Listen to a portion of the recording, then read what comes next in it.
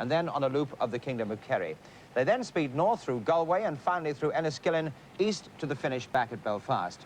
An Easter weekend of fast and furious motoring on the roads and the rains of Ireland. Good Friday in Belfast, and Scotland's Jimmy McRae, the acknowledged master of Irish tarmac rallies in recent years, begins another circuit of Ireland, having won the previous 3 in succession. Not surprising, then, that his name is legendary in these parts. But Jimmy knows he's got a hard fight on his hands this year. For the amazing Stig Blomqvist and his tarmac specification Audi Quattro are already selling a stunning pace. Sadly, the car is destined for an early retirement with gearbox failure. But not before Stig amasses an amazing lead of almost 1.5 minutes in just 6 special stages.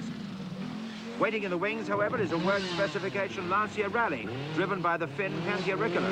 A stranger to the Lancia, but not to this event. He's a previous winner here. McRae's Rothmans teammate Henry Toivonen is destined for more ill luck, and he's soon sidelined with axle failure. Per Eklund's spectacular performance on the Mintex is not scheduled for repetition. The Toyota's oil pump seizing after only 30 miles. Terry Caby's Vauxhall Chevette has developed a strange allergy to its lubricant. And Bertie Fisher, the leading Irish driver, has a misfire to contend with.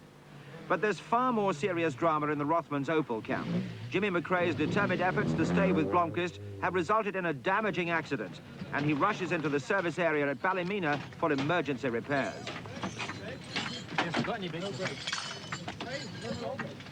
10 minutes if you can make it in 10 minutes. We hit some gravel over a brow and clipped a wall and burst the wheel, burst the brake pipe.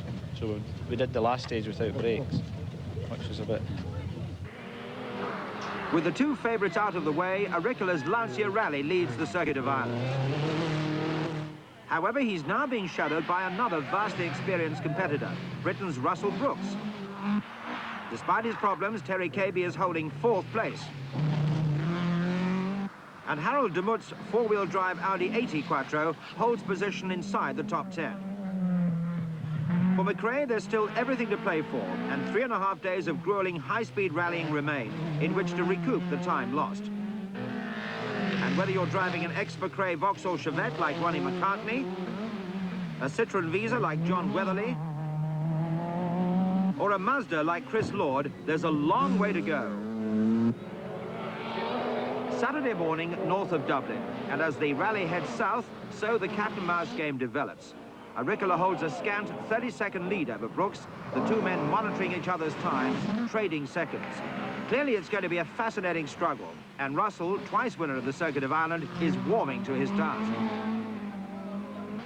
90 seconds down on Brooks, Bertie Fisher holds 3rd place. But Terry Caby, recovered from his first-day dramas, is really turning up the wick in 4th place, putting Fisher under ever-increasing pressure. Irishman Austin McHale holds 5th place. Harold de Muth, delighted with his car's recently improved handling, is now getting used to Irish lanes, and McRae is charging back spectacularly from 35th place.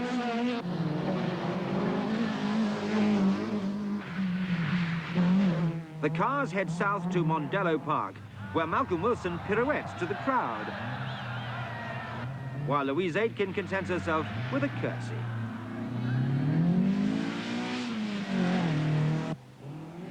Special stage 22, just north of Killarney, and the circuit has a new leader, Russell Brooks. An off-road excursion into a ditch has cost Auricola a full 7 minutes, and Russell now has a clear 2-minute lead. He's driving splendidly and has taken full command of the rally.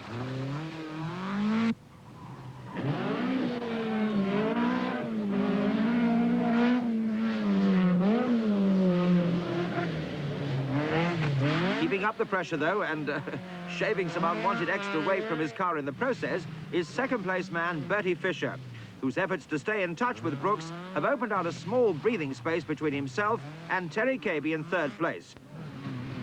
Demoted now to 4th, Auricula's Lancia seems mechanically unaffected by the machinations of its driver, and Pentti is setting about the business of fighting back in great style. But now there's more drama for McRae, who's nursing a failing back axle here and has to move over for the Finn. Harold de Muth has worked the Audi 80 Quattro up to 7th place. No longer does the power steering fail when he applies the brakes, He's slinging the car about with gusto. Meanwhile, Brendan Fagan has damaged both his Chevette and his wrist. It's been absolutely drama-free. We've had nothing go wrong with the car whatsoever. We had one very minor spin on a stage. Otherwise, it's been very easy going for us, and we've gradually seen people drop out around us. When Pentti Ricola went off the road, we were within 3 seconds of him, I think, pushing him very hard.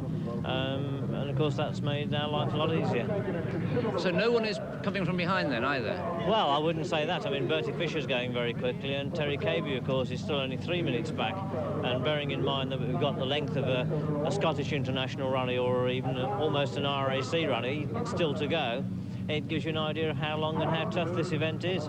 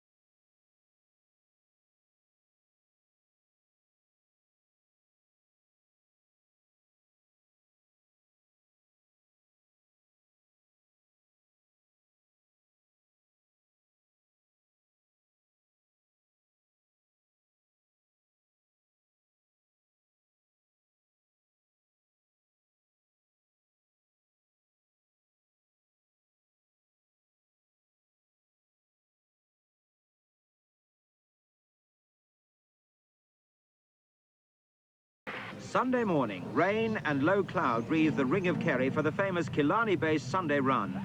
Russell Brooks is again in full control. Terry Cabey is still lying third, just over 2 minutes behind Bertie Fisher's Opel. So with McCartney's Chevette now 10th, General Motors cars hold 5 of the top 10 places, and about to join them is McRae. Head down, headlamps ablaze, and now with suspension and transmission fully restored, he's setting a blistering pace and takes fastest time on the famous Moss Gap stage. Chris Lord's Mazda has recovered from its induction maladies, but there are what you might call geographical, or is it nautical difficulties for Ian Harrison.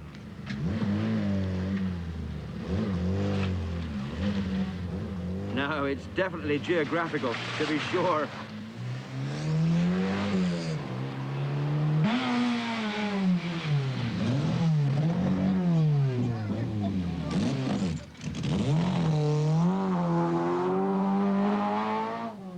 More trouble for the Lancia Rally as it limps to the finish of Moss Gap's 15 mountainous miles.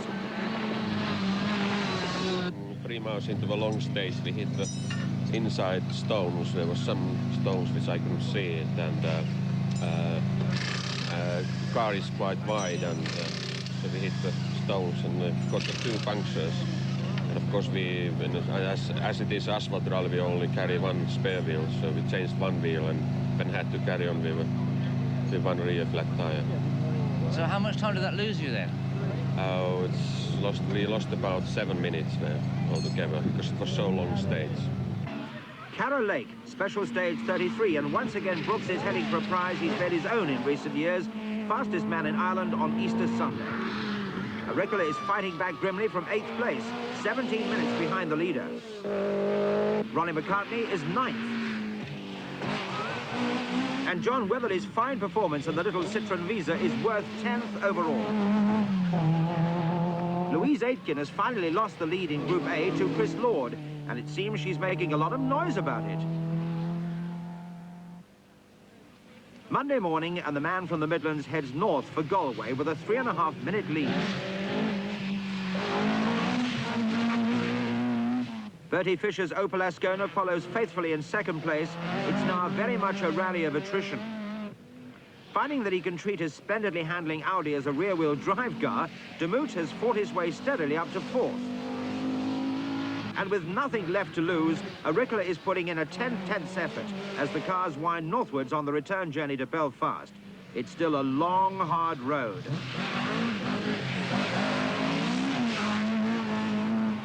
For Brooks, it's a matter of watchful concentration.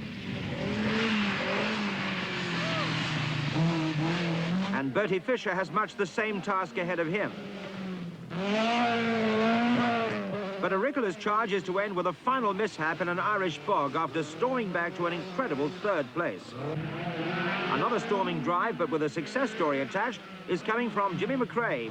He's putting everything into his race up the leaderboard.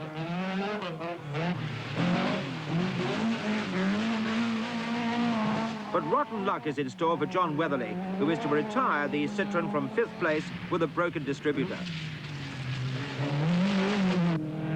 Meanwhile, McRae, caution thrown totally to the winds, is poised to grab 3rd place after a remarkable drive up through the field, during which his skill, tenacity and experience have all been used to the full.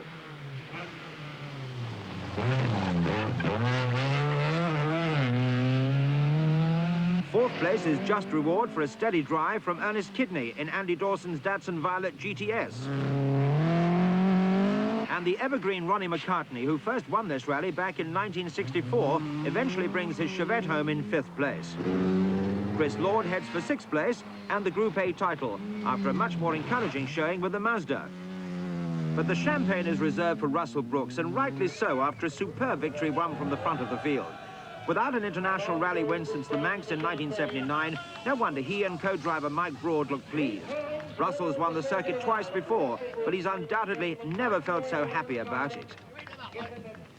And after 2 events then, these are the leaders. And Stig Blomqvist, who went out of the Irish, had the 15 points he gained from the Mintex.